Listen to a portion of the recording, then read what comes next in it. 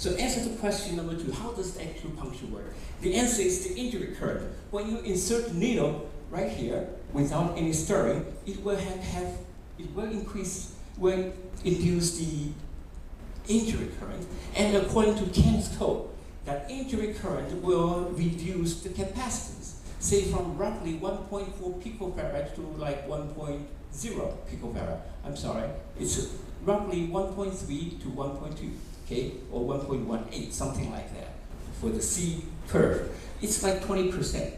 Capacitance will decrease, however, the impedance will increase. Impedance is proportional to square root of L over C. So remember, when capacitance decreases, the characteristic impedance of the nerve will increase. And in order to explain that, we will use this Chemsco's diagram. Okay.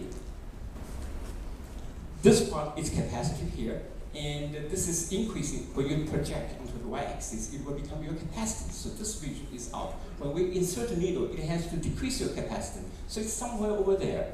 The capacitance will have to decrease. And moreover, the magnitude of this radius has to increase. So it's somewhere there. So when you insert a needle, that the impedance will change. So when impedance gets to a maximum, then your current or vascular flow will be diminished. And it's very sensitive. So if you stir even more injury current, so will increase the blood pressure later on. So it will have a capability of increasing and decreasing the blood pressure through these capacitance graph. And later on, we can also explain the synchronization of brain oscillations. It is because this is nothing but a notch filter. If you are an electrical engineer, you will know this is nothing but a notch filter. And the reason the brain has more oscillations, that is because if you close your eyes, alpha waves will be more concentrated because you have excluded the visual disturbance from the outside. Then you insert needles, that way excluding the other disturbance from the body, so it will be more synchronized. And I'm running out of time. I'm going to discuss with you after the break, if you like, and I'm going to make a second challenge, then conclude it. Second challenge is that we were able to use reticular theorem to explain the acupuncture's effects.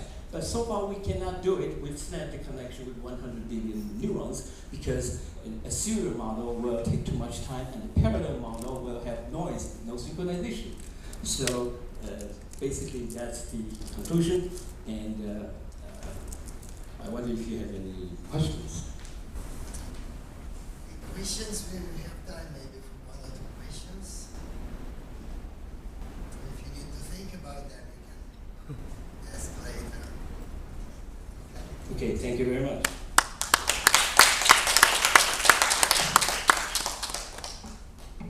Okay, so the next speaker is Dr. Julian King from Florey Institute in Melbourne, Australia. And he will be talking about transcriptional regulation of neuronal maturation.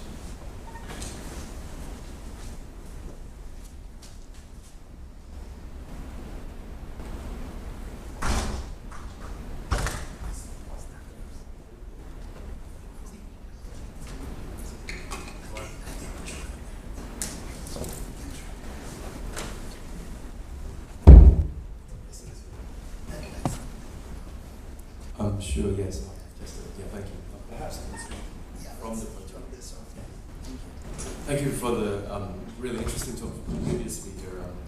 I will point to one of his early introductory points regarding structure versus function, and perhaps my talk would be more focused on